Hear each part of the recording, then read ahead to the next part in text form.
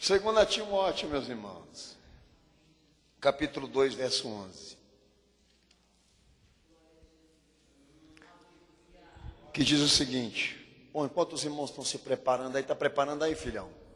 Maranata aos meus irmãos que estão pelo horadaverdade.com, sejam bem-vindos à Igreja Sinai com a Fé. Estamos no toque da trombeta, campanha de preparação para a volta de Jesus, transmissão direto da sede em São Paulo. Hoje é dia 11 de setembro, Deus abençoe todos os meus irmãos que se encontram aí, aqueles que nos visitam aqui também em São Paulo, amém, Deus abençoe, sejam bem-vindos aqui nesse ministério, amém? 2 Timóteo 2, verso 11, palavra fiel é esta, que se morremos com Ele, também com Ele viveremos, se sofremos, também com Ele reinaremos, se o negarmos, também Ele nos negará, se formos infiéis, Ele permanece fiel, não pode negar-se a si mesmo. Amém? Quem crê nesta verdade, dá glória a Deus. Quem crê nesta verdade, dá glória a Jesus. Pode estar sentado, Deus abençoe toda a igreja, em nome de Jesus. Amém. Eu tenho chamado a atenção desse ministério, daqueles que nos escutam sempre. Dos problemas maiores que a Igreja de Cristo vai enfrentar na terra, se Jesus não voltar, a maior das iniquidades é a descrença. É um dos maiores sinais da volta de Cristo. É a descrença dos homens acerca de tudo aquilo que cerca a obra, a pessoa, a glória desse Deus. E nós já estamos partindo para essa era, irmãos, onde o culto, a adoração, o reconhecimento é o homem e não o Criador. É o homem e não o Salvador que Ele destinou ao mundo. Esperem Jesus, que todos lutem aqui, para que esse veneno do liberalismo não infecte o teu coração, para que esse veneno do liberalismo não te tire da presença de Jesus. Porque a visão bíblica de um homem sem Cristo é de que ele é um simples galho seco. Mas eu quero, em nome do Senhor Jesus, definir aqui o que Paulo pregou. Ele prega sobre a fidelidade de Deus. E quando ele entra na questão da fidelidade de Deus, ele diz: a fidelidade de Deus, ela é incontestável. Porque ele nunca vai negar a si próprio. A fidelidade de Deus, ela é incontestável porque ela tem argumentos. A Bíblia diz que a fidelidade de Deus é exata, ela não falha, ela é verdadeira, ela é verídica, ela é leal, porque Ele pode provar isso para todos nós aqui. Com base no quê? Eu quero começar pela questão histórica. Porque a Bíblia é um relato histórico. A Bíblia é um relato de pessoas que viveram fé. E obteram êxito por intermédio daquilo que a fé de Deus os instruiu. Se entra no Antigo Testamento, você colhe essas informações. Você entra no Novo Testamento, você se depara com essas informações. De pessoas que existiram, testemunhas que estão marcadas na história, não são ficção, não são mitos. São pessoas que pode-se confirmar existência. E todas elas, por intermédio do que escreveram, pregaram, anunciaram um Deus fiel. Baseado naquilo que elas viveram. Então, se todas elas se reuniram para pregar essa mentira, tu acha uma coisa muito anormal. Porque elas viveram em épocas diferentes, em ruas diferentes, em tempos diferentes, não se conheceram, por mais que ouviram a história dos seus antepassados. Eu acho muito estranho já pegar todas elas, o espírito do engano, reuni-las em tempos diferentes para montar uma Bíblia de mentira para você, ou para mim, ou para a sociedade. Então o que a Bíblia, a Escritura Sagrada, ela é importante para aquele que lê, porque ele vai entrar profundamente na experiência de vida, de fé, de testemunho de cada pessoa que pôde definir Deus como tendo uma fidelidade exata, verdadeira, verídica, fiel. Você pode explorar, faça isso, filho, explore de livro a livro, de capa a capa. Todos eles são autores, são escritores, são registros vivos, verídicos, históricos, comprovadamente arqueológicos. Todos eles existem de capa a capa nesse livro que você tem agora nas tuas mãos. Se eles pregam mentiras, quem tem que dizer isso é você. Para mim não. Porque até Jesus, que muitos dizem que ele não existe, que ele foi uma ilustração ou criação, ou uma ficção, projetada pelos discípulos, deliram. Porque Jesus é um fato científico, é um fato histórico, é um fato testemunhal, como tantas e tantas outras realizações de Deus, registros, ocorrências que a palavra de Deus te prega. Então, se Deus, ele diz, por intermédio daqueles que testemunham, que ele é fiel, ele dá argumentos para dizer que a sua fidelidade não pode ser contestada por ninguém. Porque há mais pessoas reunidas, que a Bíblia nem registra, para te pregar a favor de que ele é fiel, para dizer ao contrário. Se a sociedade está querendo mudar esse parecer, isso é um problema dela. Está com a maconha na cabeça, com o capeta no corpo, está com um monte de projeto de iniquidade traçado nesse futuro. Está mais do que óbvio que eles não estão querendo nada com Deus. O que eles estão querendo mesmo é com o satanismo.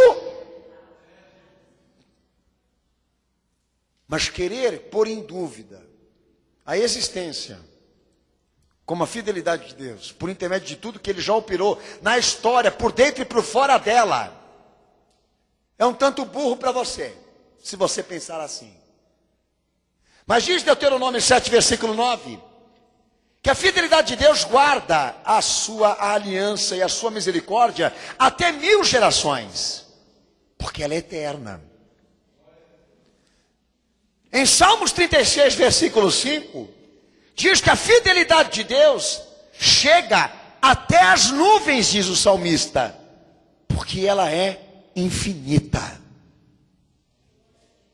E lá em 1 Pedro 4, 19, se você quiser abrir, eu recomendo. Pedro diz o seguinte: o fiel Criador, porque não há o que ele não possa criar, não há o que ele não possa fazer, e esse poder da sua fidelidade está comprovado por intermédio de tudo que existe, de tudo que está aí publicado por ele. Alguém tem alguma suspeita hoje aqui? De que o que subsiste, o que está aí, não foi criado por ele? Pois as coisas que ele criou e publicou para o homem o reconhecê-lo, todas elas proclamam, pregam do que ele é capaz quando ele quer fazer alguma coisa. A sua fidelidade é poderosa, porque tudo aquilo que ele projeta, ele cumpre. Tudo aquilo que ele pensa, ele faz. Tudo aquilo que ele promete, ele faz. Mas pastor Daniel, como é que eu posso ter essa comprovação? Já que o senhor disse que a fidelidade de Deus se comprova. É só você olhar, é só você ver aquilo que está vivo em nosso meio. As coisas que subsistem, que ele criou. Todas elas pregam: Deus é poderoso, Deus é glorioso. Ele fala por intermédio daquilo que ele cria, por intermédio daquilo que ele faz, não do que ele é, mas do que ele pode fazer. Diferente de muita gente que fica dentro da igreja falando, discute, e etc, e nunca tem um parecer definido das coisas que pensa. Quer que eu defina para você o que é o homem? O homem é essa sociedade aí. Ele muda de roupa, ele muda de moda, ele muda de pensamento, ele muda de opinião. Ele é um canalha. Deus não. Ele é ele. E a prova que ele te dá é o que ele fez. A sua fidelidade é poderosa. Fiel Criador. Porque todas as coisas que ele criou, ele manteve, ele sustenta. Ele faz questão de que todos aqui, em todas as gerações, se deparem com isso todo dia e fiquem se perguntando, será que ele existe? Por quê? Porque tudo que ele cria subsiste. É vivo. Mas tem gente que não reconhece. Mas todos aqueles que tiveram uma experiência com ele, por intermédio de algo que viveram na fé, foram obrigados a chegar nessa conclusão de que a fidelidade de Deus ela é eterna, infinita, poderosa. Ela se sustenta por intermédio até de 1000 gerações. Ela chega aos céus, porque o que está lá também proclama, também reconhece. Se a fidelidade de Deus ela tem uma base de testemunhas, de gente que viveu, experimentou, como até Jó disse, eu ouvia falar do teu nome, mas agora eu te vejo. Isso é Deus. Eu escutava o teu nome, mas agora eu te experimento. E vou proclamar o teu nome. Vou anunciar o teu nome. Vou dizer aos homens quem é esse Deus. Esse Deus que está acima de qualquer coisa. Porque por intermédio do que Ele fez, do que Ele realizou, na minha vida eu sou obrigado a concordar que a sua fidelidade não pode ser contestada. Porque tudo aquilo que Ele fala, Ele cumpre. Tudo aquilo que Ele determina, Ele realiza independentemente dos homens. Pode dar uma salva de palmas para Jesus.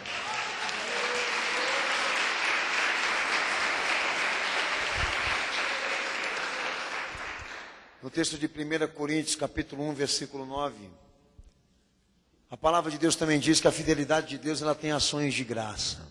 Sabe, meus amados irmãos, aquilo que no início dessa pregação eu disse a vocês aqui. Deus ele não proclama a sua glória como nós nos proclamamos aqui entre os homens.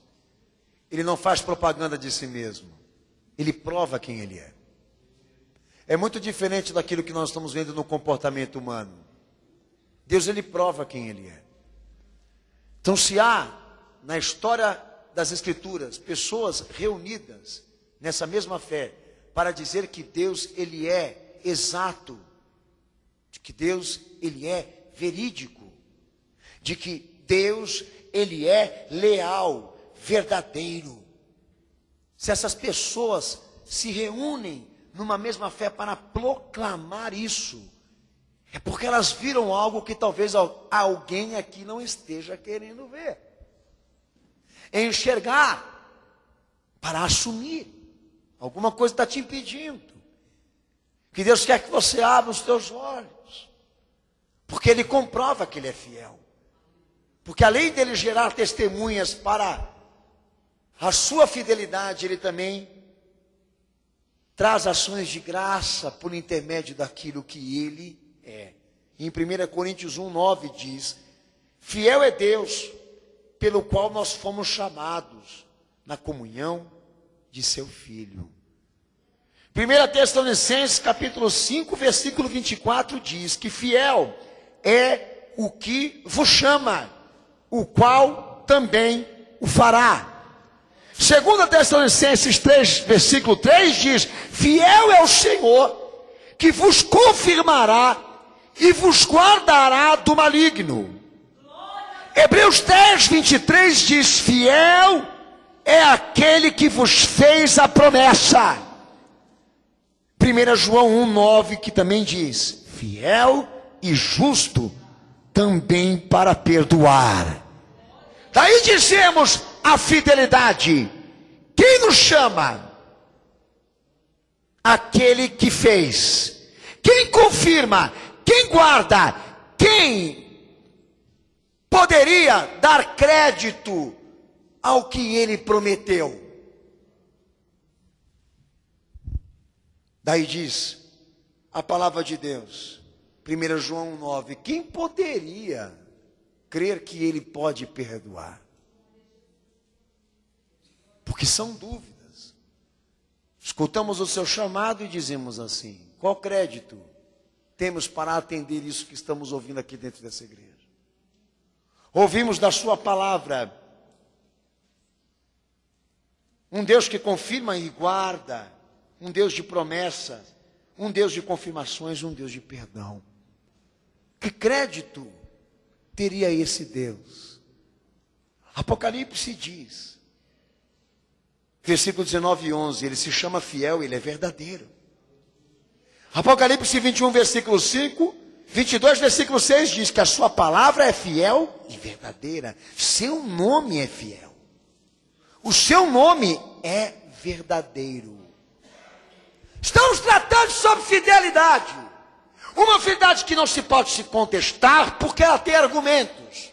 Ora, se o evangelho trata sobre chamados, se ele trata sobre confirmações, se ele trata sobre salvação, se ele trata sobre perdão, qual mérito, qual honra Deus teria para que nós disséssemos aqui: ele é fiel, e vou crer tudo que sai da boca dele, tudo aquilo que ele me disser, tudo aquilo que ele me falar, sou crente e vou fazer, com base no quê? O seu nome é verdade, o seu nome é fidelidade, porque a sua fidelidade tem ações de graças. Pensa aí, lindão. Nós estamos pregando que Jesus está chamando e ele não ouve. Nós estamos anunciando em Cristo que há confirmações de um plano de salvação para a tua vida e você não escuta. Contesta.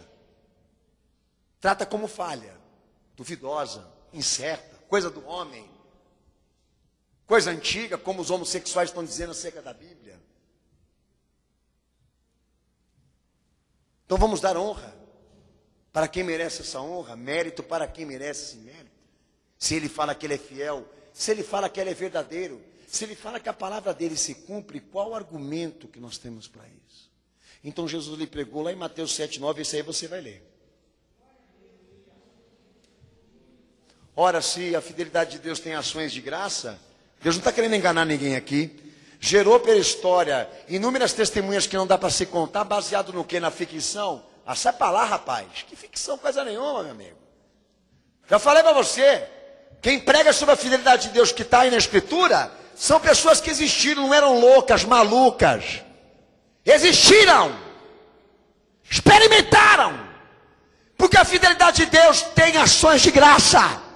E ações de graça geram testemunhas verdadeiras, meu amigo. Lê o texto aí, cenáculo. Mateus 7, versículo 9, lê.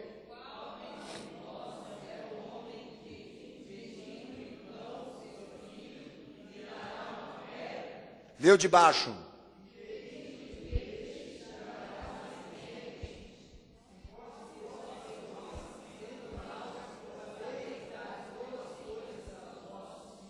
Tá ótimo, tá perfeito, pela lógica, no mundo natural das coisas. Um filho sabe que tudo que ele pede para o pai, o pai dá. Tá aí, Jesus não é bobo. Qual é a prova que você tem do amor do teu pai e da tua mãe? A prova que você tem é que ele nunca vai te negar o que você precisa. Então nós partimos para a experiência humana, tá? Pela questão filosófica, como todo mundo gosta de ouvir, que é normal e natural de um pai e de uma mãe fiel querer corresponder aos anseios, aos pedidos e às necessidades do seu filho, porque é isso que se chama amor. Agora, tratando-se da fidelidade de Deus, quem é maior? Aquele que dá o pão, aquele que dá o peixe, ou aquele que dá um filho? Quem é maior nisso tudo? O pai da terra ou o pai do céu? Porque se o teu pai e a tua mãe aqui na terra não lhe negaria Um pedido teu por prova de que eles te amam, muito mais ainda este Pai que está no céu agora, sendo contestados por muitos acerca da sua obra, muito mais ele, amigão, porque ele te deu um filho para você se salvar. E diz João 3,16, ele amou o mundo de tal maneira que deu seu único filho, para que todo aquele que nele creia não pereça, mas tenha vida eterna. Deus amou o mundo de uma tal maneira que deu o seu único filho para que todo aquele que nele creia não pereça, mas tenha vida eterna. Por quê? Porque a fidelidade de Deus tem ações de graças que esclarecem, que confirmam, que provam os seus sentimentos para com o homem. E sabe qual é a prova que ele nos deu? O seu filho crucificado, tomando o lugar da nossa condenação, para cumprir aquilo que os profetas anunciaram por nós. Cada letra, cada vírgula, cada acento, Jesus cumpriu para favorecer, beneficiar quem não merecia.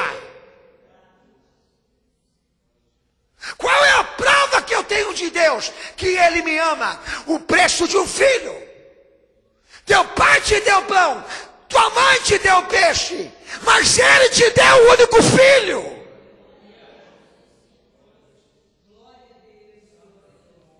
E a ação dele, a dádiva dele, a obra dele superou a de todos.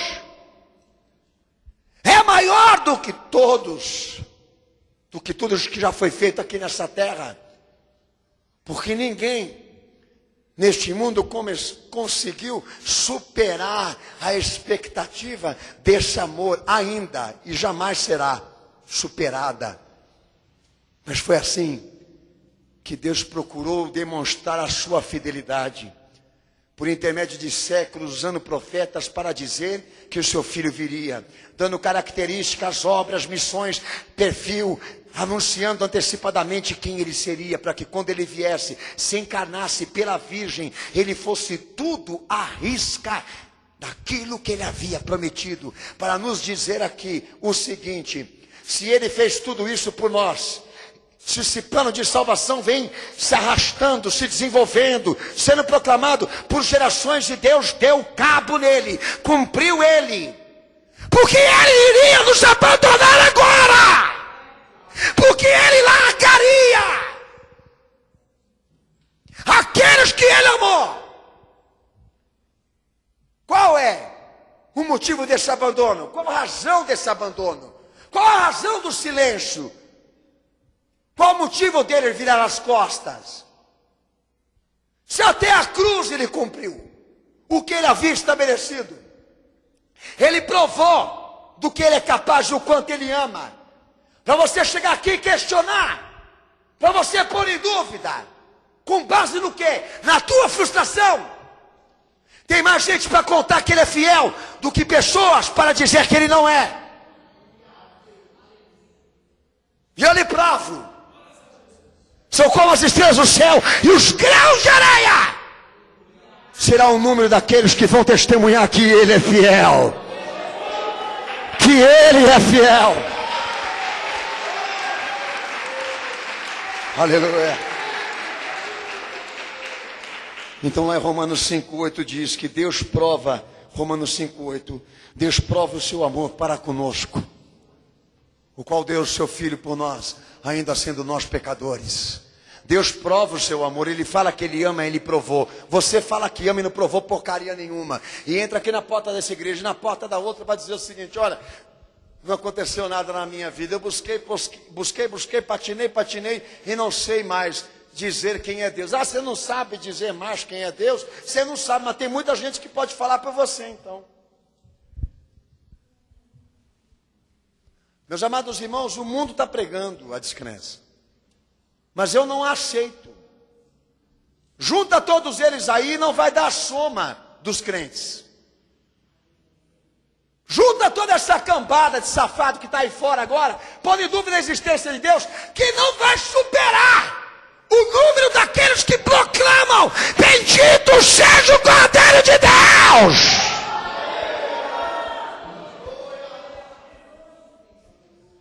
Meu amigo, você vai pôr à risca a fidelidade de Deus agora porque você buscou algo, explorou, foi em busca e não encontrou? Volta para a cruz. Imagina Jesus sendo crucificado, padecendo por quem não merece. Reformula os teus conceitos e parte de lá, como um crente, definindo o seguinte: se Deus for poderoso para dar cabo na sua promessa até a cruz, por que não agora, para nós que estamos vivos, de cumprir o resto que ainda não cumpriu? Deus não vai parar na metade desse caminho. Ele não vai estacionar. Quem estacionou aqui foi você. Quem na verdade está com um papinho furado é você. Eu não sei como é que você anda tocando a tua vida. Não sei do que ela é feito. Mas posso te falar. Estou há 20 anos dentro de uma igreja, vivendo experiências de fé com pessoas. Não se apaga isso. O meu ofício não é profissional. O meu ofício não é a de um professor. Eu não me tornei pastor por profissão. Fui tirado de uma vala, de um buraco. Fui tirado do esquecimento. Estava em esquecimento. Jesus me arrancou de lá. Me fez uma nova criatura para pregar esse evangelho. Me marcou com marcas cristãs que me fizeram ser esse pregador que eu estou tentando ser para você hoje aqui. E mesmo que eu quisesse abandonar esta fé que eu vivi 20 anos da minha vida como pastor, eu não conseguiria. Porque não se tratam de letras. Não se trata de conhecimentos, mas de experiências marcantes, de sinais, de prodígios, de revelações, de manifestações poderosas que eu vi o meu Senhor cumprir por intermédio de gente que creu, que recebeu, que se converteu, que se arrependeu e que nem estão hoje aqui para contar isso, mas eu conto por eles. E digo a você: Deus não falha, Deus não erra. E se você quer dosar do que Deus é capaz, se você quer ter uma dimensão do que Deus é capaz, estude a palavra e a história, e você verá que da mesma forma que Ele fez ser possível encarnar o seu filho por intermédio de uma virgem, que nem a ciência conseguiria fazer uma coisa como esta, e permitir que os homens o matassem, o crucificassem como se fosse um bandido, para dar à sociedade uma chance de salvação. Suportar ver o seu filho sofrer, suportar ver o seu filho ser humilhado e sem poder socorrê-lo, para cumprir o que os profetas falaram. Se Ele foi capaz para nos amar assim, sendo pecadores, transgressores, imundos, degenerados, por que Ele não vai ser capaz de chegar a conclusão dessa palavra chamada evangelho e dar cabo final no que Ele começou lá na cruz com essa geração iluminada aqui? Meu amigo, a fidelidade de Deus é incontestável. Sabe por quê? Ele não pode negar o que Ele já fez, o que Ele é e o que Ele está fazendo. São marcas, ninguém vai apagar. Pastor Daniel, eu não penso assim, é porque você não tem a marca, filhão. É porque você não tem as marcas que você precisa para ser um crente. Porque você não é uma pessoa de oração, não é uma pessoa de santificação. Você não quer Jesus, mas gosta de questionar. Gosta de abrir a janela do teu quarto, se você tiver uma, lá no 53º andar, para dizer aonde está Deus. Eu já vi muito machão falar: cadê Deus? Merece uma bala na cabeça, ordinário. Você não vê Deus pelo bem, vai ver Deus pelo mal. Olha esse mundo que está aí fora agora. Por que você pensa que a sociedade grita e Deus não socorre? Porque eles não são obedientes às orientações. Eles querem Deus de uma forma diferente, testando, desafiando, contestando. Dá-nos um sinal. Prova a tua existência, desce aqui agora. Nem a tua mãe vem assim, nem papai vem assim. Vem aqui agora. Ela te mete uma bolacha na cara. Você vai perder até o rumo. Se eu falasse para minha mãe, eu quebrava os dentes da minha boca. Vem aqui agora. E ai de mim se eu dissesse para o meu pai que ele não me amou. Se eu dissesse para o meu pai que ele não me amou, daí ele tinha um chicote lá preparado para mim já. Ah, é? Eu costumava ouvir dos meus pais o seguinte: olha, rapaz, eu te pari, te alimentei, te amamentei, troquei tuas fraldas, te limpei. E por aí vai. Para você chegar agora, nessa idade, né, e dizer que eu não te amei, eu não posso contestar isso dos meus pais. Tem história, não é uma coisa que você, pimba, faz sumir. Eu não esqueço as coisas que eles me fizeram. É isso, Deus é isso. Mas você não pode falar, você não pode pregar, porque você não é uma testemunha. E, infelizmente, toda vez que você vai avaliar o que Deus tem feito pela tua vida, onde você vai? Para a biblioteca. Sabe para onde você tem que ir? Lá onde Jesus foi crucificado por você. É lá que a tua mente tem que estar presa. E lhe garanto uma coisa: fica um dia lá, que você sai diferente. Porque há marcas alastradas. Há uma marca de Cristo nessa terra que é raiz. Quem nega que Jesus existe, quem nega a sua existência é um idiota, que nem história ele conhece. Quem te disser isso, a nível de ações de graças, que Deus provou por intermédio do seu Filho, e que gerou história, e que se fez Jesus, ok? Quem te disser isso, você fala o seguinte: como que um mito, como que uma ficção pode influenciar até constituições, leis, estados?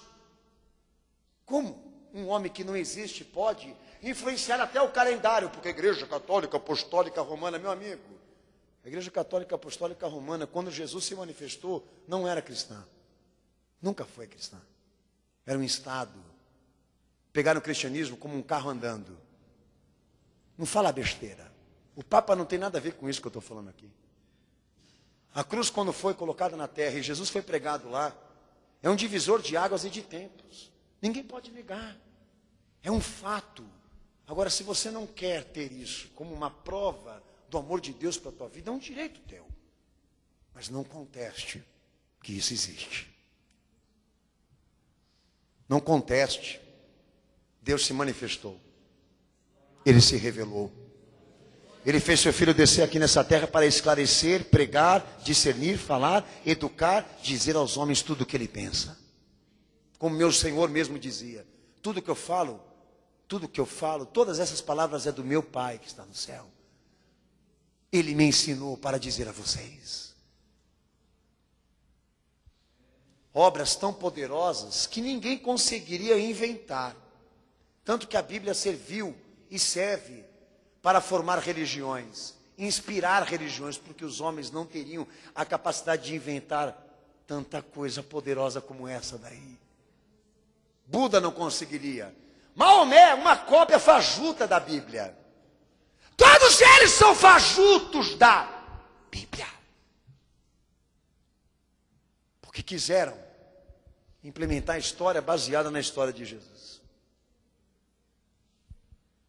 E eu não estou falando isso aqui para querer tomar a frente da tua decisão, mas dizer o seguinte: você tem direito de não querer servir a causa cristã, mas não conteste uma coisa que você não experimentou. Não vá de frente contra tantas e tantas testemunhas. Não vá de frente contra o Cristo que morreu e foi crucificado, porque o fato duvidoso aqui é você, não ele.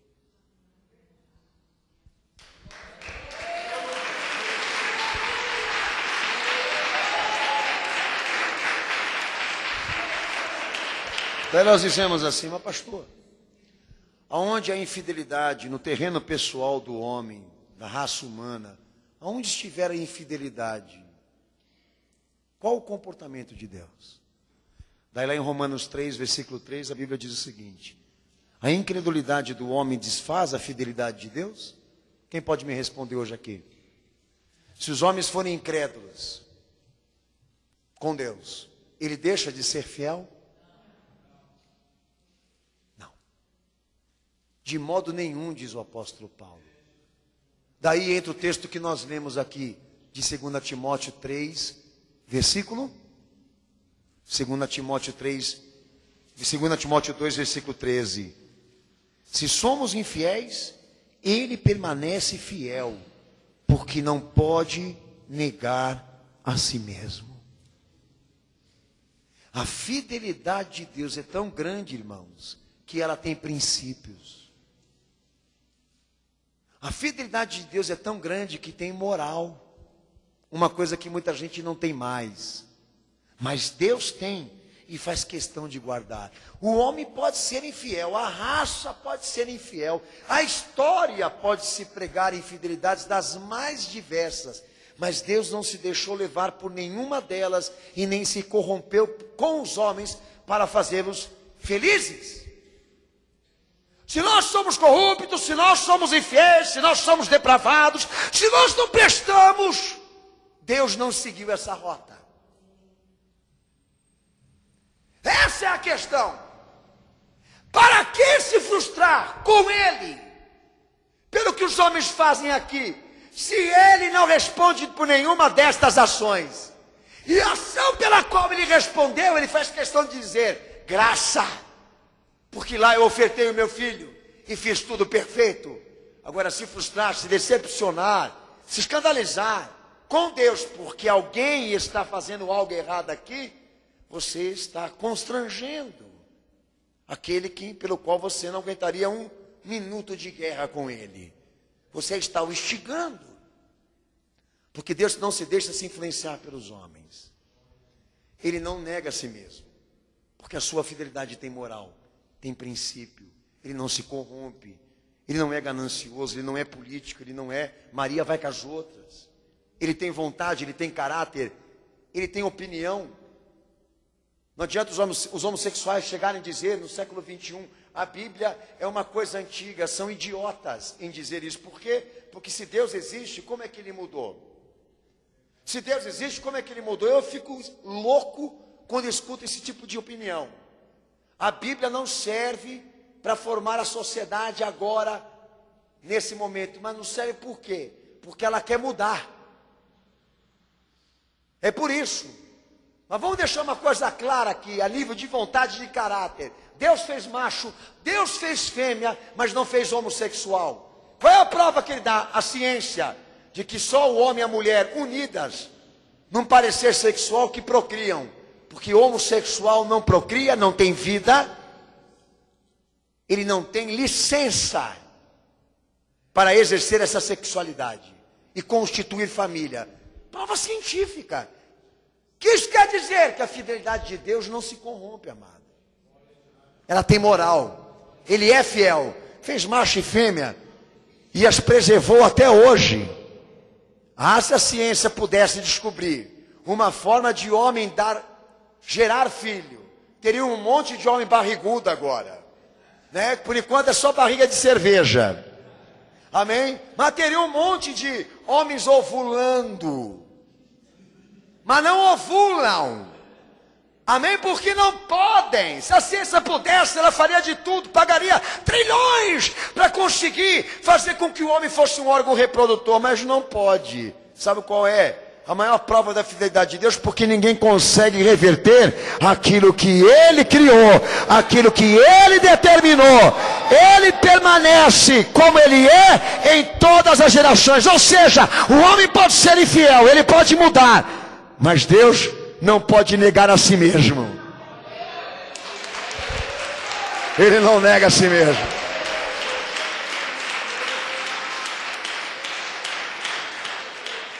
E Ele vai cumprir o resto que não cumpriu.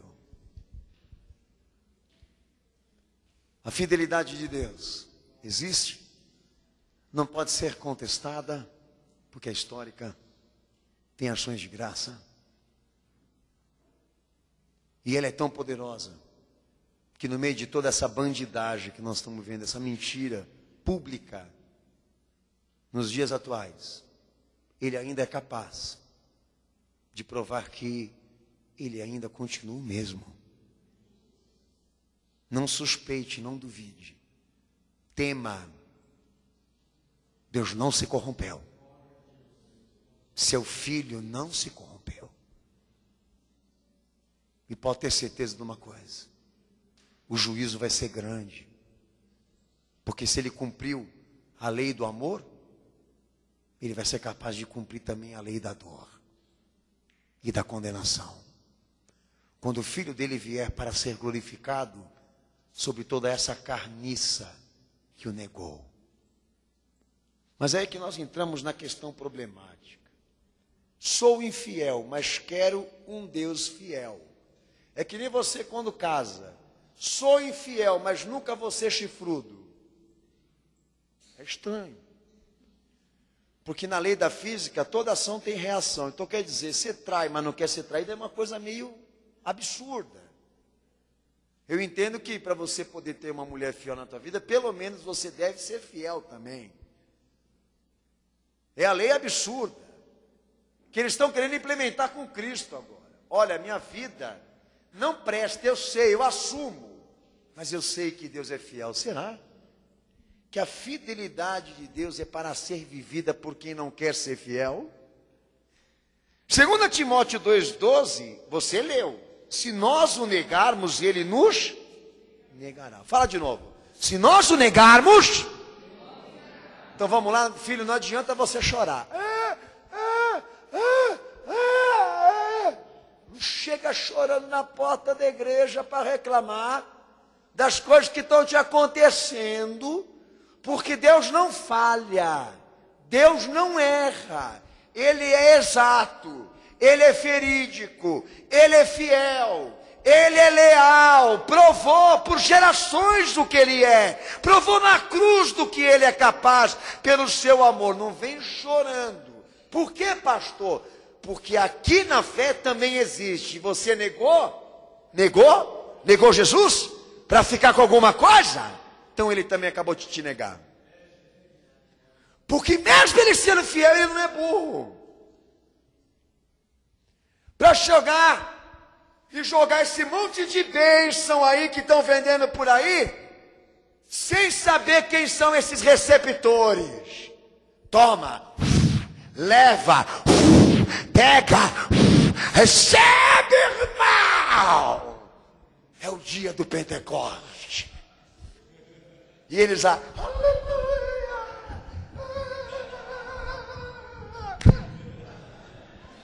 vi isso também. E deita, e rola, e rebola, e sapateia. E não está acontecendo nada, é tudo encenação. Porque pelas vias das realidades, eu entrei aqui nessa igreja como um porco, pastor. Mas eu creio num Deus de amor. Não, você crê num Deus cego. Porque se você entrar debaixo da luz do Deus vivo, que falou pela boca do seu filho aqui nessa terra e provou do que ele é capaz, até ler a mente e os corações. Pode ter certeza de uma coisa, filho, ele não vai negar a tua porquice. Não vai negar a tua safadeza. Não vai negar o que está dentro de você. Como também vai avaliar onde ele vai jogar a bênção. O evangelho já diz para os discípulos: se a casa não te receber, se a família não te receber, sai fora de lá, sacode a poeira e dá no pé. Porque o evangelho não pode ser jogado para porcos, ou seja, o evangelho não pode ser desprezado. Não jogue pérolas para os porcos. Esse valor só pode ser semeado no meio daqueles que querem ouvir, obedecer. Já não te dá uma dimensão do quanto ele é capaz de provar o que ele é, de não negar a si próprio, provar o que ele é, diante de uma sociedade corrupta que quer corrompê-lo? Deus não é fiel para infiéis. Se nós o negarmos, como lá em Mateus 10:33, Jesus diz: se você não me confessar diante dos homens, Se você não me assumir diante da sociedade, se você não testemunhar o meu nome perante os homens, eu te negarei diante do meu Pai que está no céu. Quem testifica diz amém. Esse evangelho dói, né, irmão? Ai. Por quê? Ele entrou hoje aqui para receber a bênção como infiel. Então o melhor caminho é você se arrepender e se converter. Primeiro, porque a fidelidade de Deus só pode ser vivida por quem é fiel. Lá em Mateus 21, 43, cenáculo, Jesus prega o seguinte: o reino de Deus é para quem produz frutos. Falando isso para os judeus. O reino de Deus se manifestou para quem quer produzir fé, produzir evangelho, produzir vontade de Deus, produzir vida nova. Mas o reino vai ser tirado de vocês, porque vocês não querem. Quem testifica diz amém. Eu quero um Deus fiel. Eu creio num Deus fiel. Já vi muita gente pregando isso. Mas está frustrado por quê? Porque creu, mas não conseguiu alcançar a experiência dessa fidelidade. Porque nunca foi um crente, foi um mascarado. A fidelidade de Deus só pode ser vivida por quem é fiel. O reino de Deus só pode ser dado para aqueles que queiram produzir virtudes espirituais para glorificar a Cristo. Por isso que vai ser tirado de vocês, porque vocês não querem. Você quebrou a cara, não foi? E agora está querendo manchar a glória de Deus por causa da tua frustração? Deus manteve por gerações a fidelidade dele. As pregou e gerou testemunhas para não ficar dúvidas. Trouxe o seu filho na terra para deixar claro do que ele é capaz de fazer quando ele ama. Agora, porque você tem uma história arrebentada com a tua religião, você anda pensando que Deus morreu, que ele se corrompeu com os homens, que ele é impune, agora porque aceita o que sempre condenou? Em Mateus 25, versículo 29 e 30, Jesus ele prega também: o servo inútil, até o que ele não tem vai ser tirado e lançado fora. Quem testifica diz amém. O servo inútil quem é? É aquele que foi à procura do Deus fiel para se manter infiel. Quando Jesus veio para ele, disse o que para ele? Até o que você não tem agora eu vou tirar. Pega esse cara e lança ele fora. E uma das coisas que eu mais amo no meu Senhor, que ele não se preocupa em fazer gente feliz. Ele não se preocupa com o que os outros falam, pensam dele. Ele não se modifica por isso. Ele não se corrompe por isso. Quando ele foi falar para Moisés: vai, Moisés, dizer a minha palavra para o meu povo no Egito, Moisés perguntou para ele: mas qual é o teu nome? Ele disse: eu sou. A mesma expressão que Jesus veio determinando quando esteve aqui: eu sou. Você quer uma explicação de Deus, de quem ele é? Eu sou. Eu sou o que sou. Eu sou o que sou. Goste você ou não. Porque ele não vai negar a si mesmo para fazer gente feliz. Ele não vai negar os seus princípios e a sua moral, o seu caráter, a sua vontade para fazer gente corrupta feliz. Ele é fiel para quem é fiel. Mas para quem é inútil, descrente, ele faz questão de dizer: tira tudo dele e joga ele no inferno. Porque ele quis um marido fiel, mas me deu uma esposa infiel. Interessante isso. Cobra, mas não quer dar. Pede, mas não quer se sacrificar. Fala de Deus, mas não sabe nada dele. Lucas 16, 12 que diz: se no alheio não fores fiel, quem vos dará o que é vosso? Se no alheio você não trabalhar, se no alheio você não fizer as coisas, como você vai ter o teu salário? Então por que querer tratar Deus diferente? Por que querer tratar Deus de uma forma diferente? Achar que com Ele vai ser diferente, que tudo que Ele tem para nos dar será dado debaixo de uma fidelidade que nós não merecemos mesmo assim, simplesmente pela questão de que Ele é amor, de que Ele é Pai. As coisas não são bem assim. Ele não é um Pai corrupto, irmãos. Se no mundo nós temos que semear para colher, se no mundo nós temos que trabalhar para termos o nosso salário, se no mundo nós temos que fazer ações para obtermos resultados, na fé não é diferente. Então por que entrar dentro de uma igreja e buscar a face desse Deus, se você não está preparado para Ele?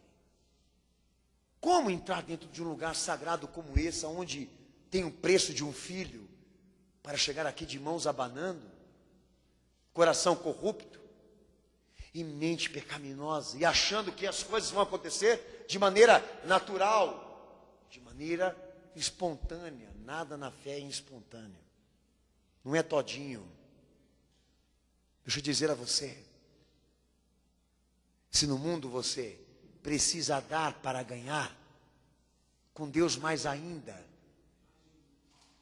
tudo debaixo de uma régua medidora, porque Ele quer do jeito que Ele quer. Mas se nós negarmos isso, então Ele nos nega também. E não é pela questão de que Ele morreu por nós e nos ama e nos amou ao ponto de se ofertar por nós na cruz, que Ele vai ficar indo atrás de lábia, de papinho, de conversinha, de gente que entra aqui para orar debaixo de corrupção. Cá na real, estou mentindo para você. Olha, pega o óleo do amor, pega, se infecta. Pode ficar até cheiroso, mas não vai funcionar. Olha, toque aqui nas águas vivas. Toca, toma banho, entra com o corpo, bebe. Você vai saciar a sede, mas não vai adiantar nada. Deus não se deixa levar por tarifas, por preços, por aparências, por falsos argumentos, por clamor, gritaria, cantoria, um monte de plaquinha dizendo: Jesus, Jesus. Grande porcaria! Vai ler a história. Quando que Ele permitiu se corromper com os homens? Quando? Que Ele entrou numa república, que Ele entrou num senado, que Ele entrou numa igreja cheia de santos e imagens. Pelo amor de Deus, com a Bíblia debaixo do braço, você não pode fundamentar uma loucura como essa daí. Ele não vai negar a si próprio para fazer essa raça iníqua feliz. 2 Coríntios 14, versículo 15 também diz: ô irmão, que parte tem o fiel com o infiel? Diz, que parte tem? O infiel com o fiel. Ou vice-versa, né? Isso também serve para nós. Paulo dizendo, é contraditório aqueles que servem a Cristo estar cúmplice, unidos em comunhão com aqueles que são infiéis a Cristo. É que nessa publicação que o pastor fiz recentemente agora, de uma filmagem que eu coloquei no meu blog, do Aécio Neves e o Alckmin entrando dentro da maçonaria para cumprir o ritual que eu tenho para mim, que é o ritual da república, de todo político, da maçonaria. E logo depois, dentro da Assembleia de Deus, assistindo um culto e subindo no púlpito para receber a oração do pastor. Eu queria saber o seguinte: como é que Deus vai fazer? O Rebolation? Como é que vai ser esse papo aí? Não, só vou contar a partir do momento que ele entrar da porta para dentro. Porque o que ele é para a porta, para fora, eu não vou contar. Eu não vou levar em consideração. Esse é o Deus idiota que você serve. Pastor, não julgue, dizem eles. Não fale mal das instituições. Pregue amor com os irmãos. Canalha, safado. Entrega a tua esposa para a maçonaria. Entrega a tua esposa para o teu marido. Então para os políticos. Vai pregar esse amor com o teu dinheiro, bandido. Faz isso com a igreja, mas não faz com a casa dele. Bota o Aécio lá na tua casa para dormir na cama com a tua mulher. Não com a igreja. São banais. Que parte tem o fiel com o infiel. Porque Deus não faz partido com quem é infiel. Se Ele não faz, o caráter é recíproco com a igreja aqui na terra. Mas, pastor, isso soa muito radical. Ah, entendi. É porque a tua forma de ser fiel não tem moral, não tem princípio. Deus tem. Tanto que o filho dele ganhou uma cruz dessa sociedade. Então diríamos o seguinte: olha, pastor, quem contesta a fidelidade de Deus, o que nós temos, pastor, que pregar para eles? Tudo isso e mais isso. Está infeliz? Está descontente? Está frustrado? Está sem vontade de vir para a igreja? Está sem gasolina? Está sem combustível? Perdeu as motivações? Hã? Colheste pouco? Porque você semeou pouco. Diz Paulo a Corinto, no 2 Coríntios, capítulo 9, versículo 6. Ah, eu estou buscando, eu estou fazendo de tudo. Ah, então Deus está falhando com você. Não, a Bíblia diz, não. Você está recebendo o que você merece. Colheu pouco, lindão? É só olhar lá para trás e ver o teu investimento baseado no quê? Quanto você investiu na fé? É pouco. Então toma pouco. Nada! Então toma nada. Você acha que essas visitinhas na igreja, sentar e ir embora para casa vai adiantar? Por isso que eles ficam ricos com você. Eu não sei me dizer, porque as coisas andam acontecendo muito ruins na minha vida, dizem eles. De 3, 4, 5 anos para cá, parece que o mundo vai cair na minha cabeça. O casamento não dá certo, não tem porta de emprego, não consegui realizações na minha vida, tudo está dando errado. Estou prestes a desabar, estou começando a questionar que Deus não foi bom para mim. A Bíblia diz assim, Gálatas 6, 7, versículo 8, não é que Deus foi bom, não foi bom com você. É que Ele está dando para você o que você merece. Tudo que o homem planta, ele colhe. De Deus ninguém zomba, de Deus ninguém escarnece. É a lei de Deus para todo homem. Você quer mudança? Semeia a mudança. Você quer perspectiva? Semeie perspectiva com a fé. Trabalha com ela, na educação, na consciência, na cabeça, no coração. Dói, mas salva. Machuca, mas salva. Agora você fica 5, 6 anos desligado com a fé, desligado com o evangelho. Entra na igreja de domingo para se encargo da consciência, entendeu? E para ficar um pouco mais consolado. A hora que a casa desaba, o mundo cai sobre a tua cabeça, você vai querer colocar Deus no tribunal para querer cobrar dele o que ele não te deu? Isso é coisa do Macedo, entendeu? Se a Bíblia te promete, ela tem que te dar. Ela não é obrigada a nada, mas ela deu a lei da semeadura. Fidelidade aqui só para quem é fiel. Olha para o teu irmão do lado e diz para ele, fidelidade aqui só para quem é fiel. Só para quem é fiel com Deus, com o Evangelho, com Jesus de Nazaré. Só para quem está disposto a viver, a semear, para colher. Então não é com Deus que você tem que dar triste, é com você mesmo. Ah, pastor, então eu vou largar. Largar por quê? Porque você é covarde? É charlatão? Chapadão?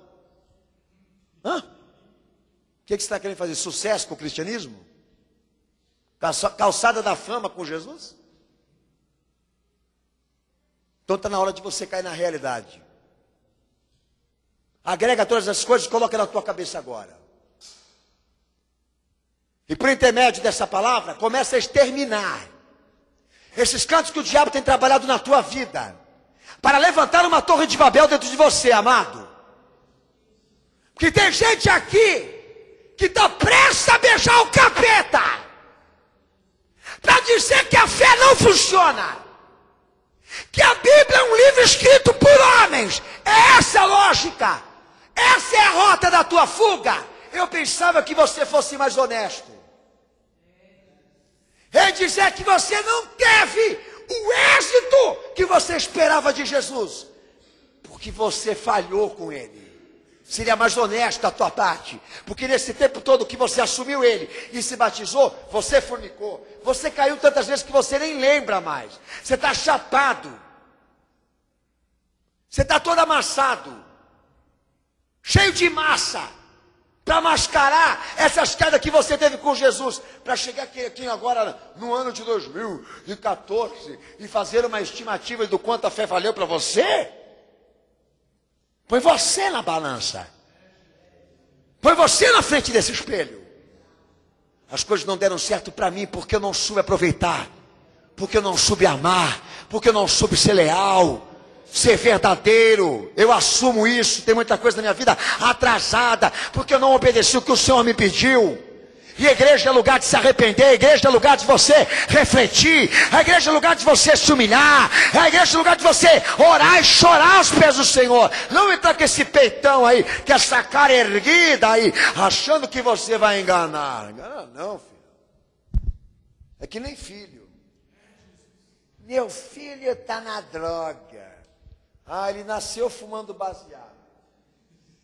Ele nasceu assim, ó. Né? Com cachimbo na boca. Nasceu novinho. Zerado. Agora deu no que deu porque nós erramos. Agora para que jogar o filho aqui no altar e falar, Jesus, faz o milagre da transformação aí? Você está pensando que isso aqui é lavar rápido? Está pensando que isso aqui é o quê? Concessionária? Troca a mulher por uma nova, troca o filho por um novo. Vocês estão pensando o quê? Como que acontece na fé, pastor? É simples. Aprende, volta para lá e refaz tudo de novo. Pega o marido que você falou que você não gosta mais, que lá atrás você amava. Você era louca. Era de dia, era de noite. Agora não gosta mais. Deu na cabeça que não quer mais. Como é que o evangelho processa? Aprende a perdoar, a amar, a aceitar. Volta. E faz tudo de novo. Remendo novo em pano novo. Vinho novo em odre novo. Vamos começar essa parada de novo. É muito duro isso, pastor. Foi o que muita gente também pensou quando ouviu ele pregar. Por isso que está no inferno. Você quer ir para o inferno? Qual é a lógica? Deus fiel para quem é fiel. Essa é a norma. E não me vem com essa desgraça. Porque a artrite, a artrose, porque o conduíte, não me vem com essa coisa. Tá? Porque a coluna, porque o trabalho, eu estou falando para minha esposa, para encerrar, que o pastor, passei do horário. Falando para minha esposa o seguinte, meus amados irmãos, que eu estou com medo de pedir emprego para os irmãos. Porque eu pedir emprego, Deus dá, eles não vêm mais na igreja. Eu vou pedir uma igreja desempregada. Porque ele pegar um emprego e não vir mais na igreja. Fala, cadê o fulano? Está empregado, está se matando de trabalhar. Falei, Jesus, desgracei com a vida dele. Fui pedir um emprego para ele. Tem gente que pensa que vai passar a perna em Deus, que vai fazer Jesus ser essa sorte. Olha, meus amados irmãos, é vergonhoso o que nós estamos vendo. Como que eu gostaria de ter dado para Jesus um homem melhor do que eu sou? Como que eu gostaria de ter dado ao Senhor um Daniel melhor do que esse aqui? E hoje, eu me deparo com algumas coisas da minha vida, do meu passado, que eu sou obrigado a assumir. Senhor, me perdoa porque eu falhei. Porque eu errei. E estou comendo hoje esse fruto amargo aqui. Porque o Senhor falou e eu não dei crédito. Porque Deus não nega a si próprio para fazer ninguém feliz. Aprenda isso. E você vai se dar muito bem com Jesus e aqui nessa igreja também. Não entra aqui se fazendo de coitado. Ninguém é coitado. Todo mundo é culpado. Ô pastor, você está querendo desgraçar com a minha vida? Não, estou querendo melhorar você. Porque você é um safado. Você tem que enxergar a realidade. Nós não prestamos. A gente fica naquela coisa, mas eu não mereço isso. Nossa, que injustiça, filho. Você não merece isso. Sinceramente, não mata Deus, mata o pai e a mãe. Você quer matar Deus na tua vida? Você quer pegar alguma vítima? Vai lá perguntar para o pai e para a mãe por que te pariu, filho. Por que você nasceu nessa rebimboca da parafuseta? Vai lá, fala, papai, mamãe, vovô, titio, indaga o homem, questiona o homem, porque você é fruto daquilo que os homens fizeram lá atrás. Deus não tem culpa de nada disso. E sabe qual é a assinatura dele na cruz, irmãos? Que tudo que ele faz é perfeito. Fica de pé.